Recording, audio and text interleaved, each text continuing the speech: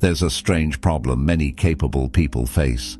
They're calm, they're intelligent, they're disciplined, and yet somehow people don't fully take them seriously. They speak thoughtfully, and still their words are overlooked. They move with intention, and still their presence is underestimated. They hold themselves with quiet dignity, and still something feels off in how others respond. Why? Because they explain themselves too much. Because they react too quickly. Because they feel pressure to justify, clarify, defend, and prove. And the moment they do, something subtle slips away. Respect. Not because they were wrong, not because they lacked skill, but because true confidence doesn't rush to prove itself. Here's the uncomfortable truth that almost nobody will tell you. The more you react, the less power you hold. Dangerous confidence isn't about being loud. It doesn't demand attention. It doesn't perform for anyone. It doesn't announce itself, argue for itself, or defend its existence. It's something far more rare. It's the kind of presence that makes people pause before speaking over you. The kind of presence that makes silence feel heavy, meaningful, not awkward. The kind of confidence that turns a room's energy toward you, even when you haven't spoken a word. And this isn't new. The Stoics understood it centuries ago, not as motivation, not as personality, not as some flashy trick or temporary mindset, but as internal structure, a foundation so solid that it doesn't need validation, a quiet authority that radiates from your presence, your posture, your pause, from the very way you inhabit your body. Today, we're going to uncover it. We're breaking down 7 Stoic rules that eliminate the subtle behaviors quietly killing your authority. These are not tips to act more confident. They're tools to stop acting at all, to let confidence emerge naturally, automatically, inevitably. Stay with me until the end, because Rule 6 is where most people unknowingly surrender their power every single day. This isn't theory. This is your blueprint to stop performing confidence and finally start living it. Let's begin. Rule number 1, stop performing certainty. The weakest confidence is almost always the loudest. Think about it. People who need to sound sure usually aren't. They over-explain. They speak in absolutes. They rush to answer questions they haven't fully thought through. Not because they're unintelligent, far from it.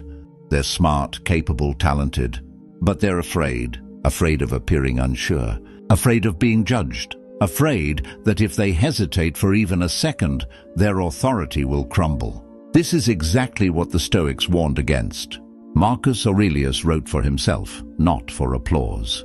Seneca admitted uncertainty without panic. Epictetus didn't pretend to know what he didn't. They understood a truth that modern culture ignores. The moment you fake certainty, you fracture yourself. There's the part of you that speaks, and then there's the part of you that's watching, calculating, adjusting, hoping everything lands perfectly.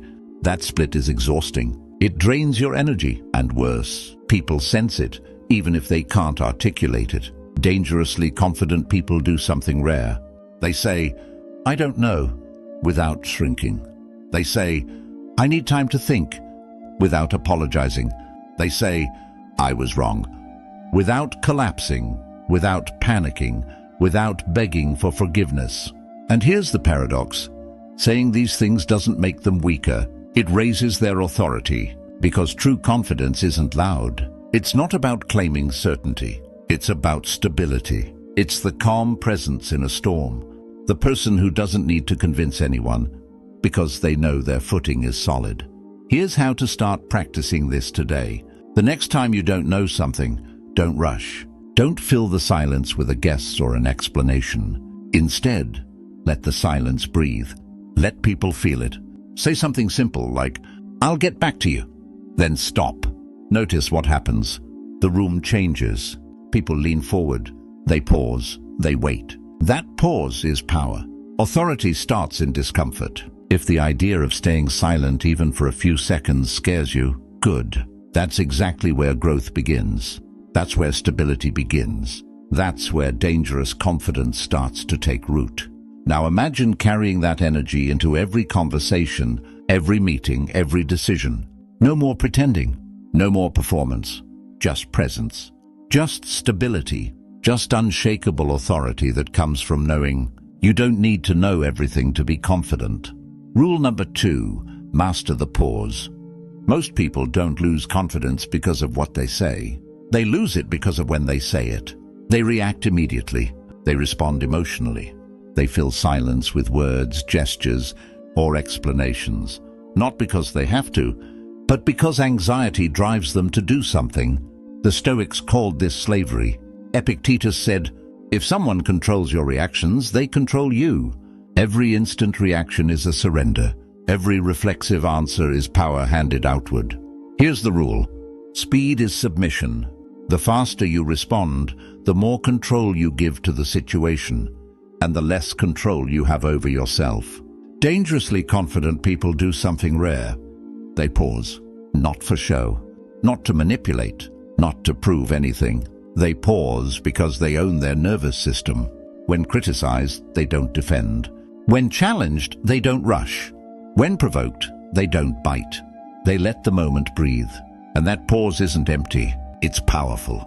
It does 3 critical things. Signals composure, people notice. You project stability without effort. Destabilizes reactive people. Someone expecting a quick answer or emotional reaction suddenly realizes they don't control the interaction. Puts you back in control. You decide your timing, your words, your energy. Think about the last time someone provoked you. You reacted instantly. Later, you replayed it in your head, regretting what you said. Imagine if you had paused, even for 3 seconds, not to plan a comeback, not to craft a perfect answer, just to breathe. That pause gives you perspective. It lets emotions settle. It lets rational thought lead. Here's the surprising part. Most emotional manipulation dies in silence. Provocation is a test. Chaos seeks engagement. When you don't engage, it often collapses on its own. Practice this now. Next time someone says something triggering, count silently. 1, 2, 3. Don't speak until the pause finishes. Watch the room shift. Watch people lean in. Watch the energy change. This is confidence in action, not performance, not aggression, not defense, just calm, just presence, just authority rooted in stillness. The first few times it will feel uncomfortable. You'll feel the urge to fill the silence, to justify, to prove yourself. That's the exact point where you grow. Remember, the person who pauses is never rushed by others. The person who pauses is never baited by chaos. The person who pauses is the one people actually listen to and respect. Master the pause, and you reclaim power, 1 deliberate second at a time. Rule number 3, stop defending your reality. This is where most confidence leaks. Quietly, invisibly, without anyone noticing. Someone questions your choice, your boundary, your reaction, and almost instinctively, you explain, you justify, you argue. You try to make them understand. Even if your logic is airtight, even if your position is correct, something subtle is lost every time you defend yourself. Why? Because every explanation carries a hidden message. I need your agreement for this to be valid. That small admission, that subtle plea for validation, silently erodes your authority. The Stoics rejected this completely. Your experience, your decisions, your boundaries, they are not up for debate. Dangerously confident people understand this intuitively. They state their reality, and they stop. They say, "This is what works for me," and let it stand. No case building, no persuasion, no emotional labor. Here's the uncomfortable truth. People who truly respect themselves don't negotiate their inner reality. They don't ask for approval. They don't beg for understanding. They acknowledge without absorbing. You can listen to another's perspective without giving it power over you. Try this the next time someone challenges you. I hear you. This is still my decision. Then stop. No defense. No follow-up. No over-explaining. Let the silence carry the weight. Let it do the work your words used to do. Notice the effect. The person across from you either respects it or reveals that they were never going to respect it anyway. Either outcome is valuable information. You regain your energy, your focus, your calm. Here's a subtle secret. The world often respects Those who don't negotiate their reality more than those who justify endlessly. Your clarity and calm signal something rare. You are self-governed, unshakable, grounded. Every time you defend yourself unnecessarily, you hand pieces of your authority to the other person. Every time you stop defending, you reclaim it. Practice it immediately. Next time someone questions your choice, your reaction, or your boundary, say, "I hear you. This is still my decision." Then stop talking. Watch how the energy shifts. Watch how people lean in, respect, or test you. Either way, your reality is intact. If this resonates, type in the comments, "I don't negotiate my reality." Say it once. Say it aloud. Let it remind you, your inner world doesn't need permission to exist. Rule number 4. Build boundaries without emotion. Most people think boundaries are about being firm. They're not. Boundaries are about neutrality. The moment you sound angry, defensive, or apologetic, your boundary weakens. Your energy signals uncertainty, even if your words are sharp. People feel it. They test it. They push against it. Stoic boundaries are different.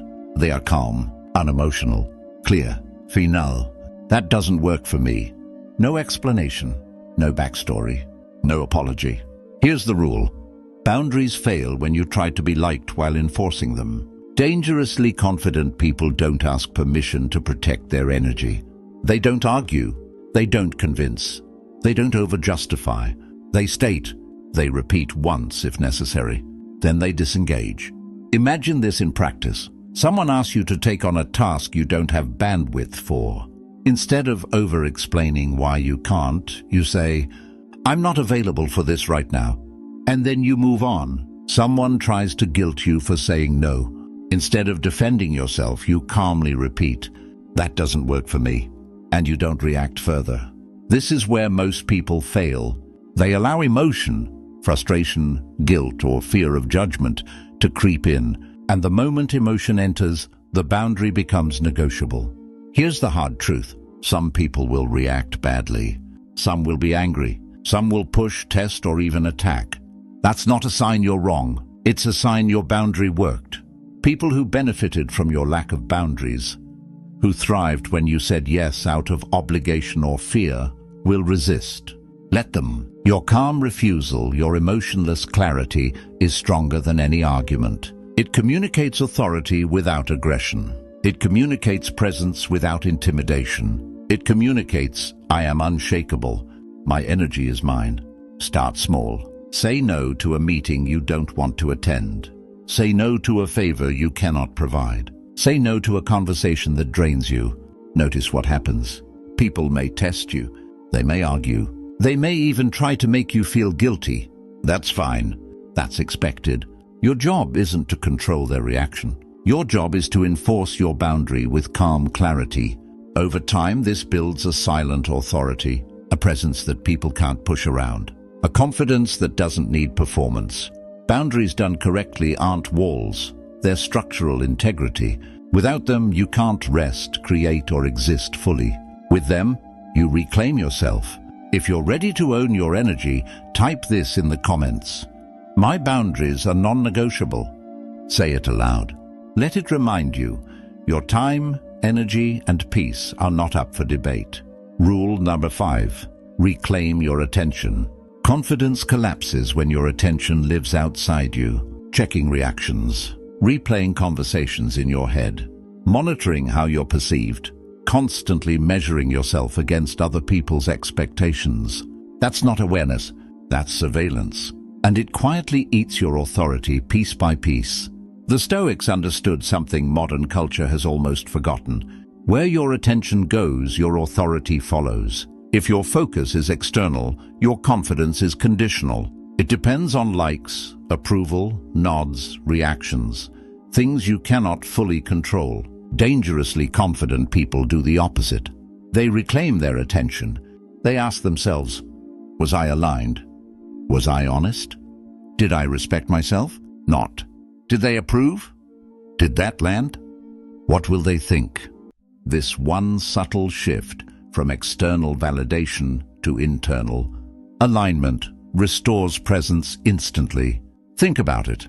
someone criticizes your work. Most people immediately start measuring themselves against the critique. They replay it. They justify. They obsess. Dangerously confident people pause and ask themselves, does this matter to my integrity? Am I aligned with my own standards? The answer guides action, not fear of judgment. Here's how to practice immediately. Do something meaningful today, without telling anyone. No post. No explanation. No validation loop. Do it purely because it matters. It could be finishing a personal project you've been avoiding, writing your thoughts in a journal without sharing, completing a workout, a task, or a creative act just for yourself. Let the action be complete on its own. The satisfaction is internal, not borrowed from external recognition. Over time, this rewires your nervous system. Your confidence no longer depends on approval. It becomes self-sourced, stable, and automatic. Here's the powerful part. When your attention is reclaimed, people notice, even if you don't perform or announce it. Your presence becomes magnetic. Your energy becomes unshakable. Your actions speak louder than words ever could. If you're ready to reclaim your authority, type this in the comments. I choose myself. Say it aloud. Let it remind you, your presence, your attention, and your confidence belong to you, not to anyone else. Rule number 6. Become non-reactive under pressure. This is the rule most people fail. Not because it's difficult, but because it exposes old wounds. When someone raises their voice, when tension enters the room, when stakes rise, most people escalate. They match anger with anger, fear with fear, anxiety with anxiety. They think reacting is strength. The Stoics knew better. They understood one unshakable truth. The calmer person controls the frame. Emotional reactivity is not passion. It is lack of regulation. It is surrender.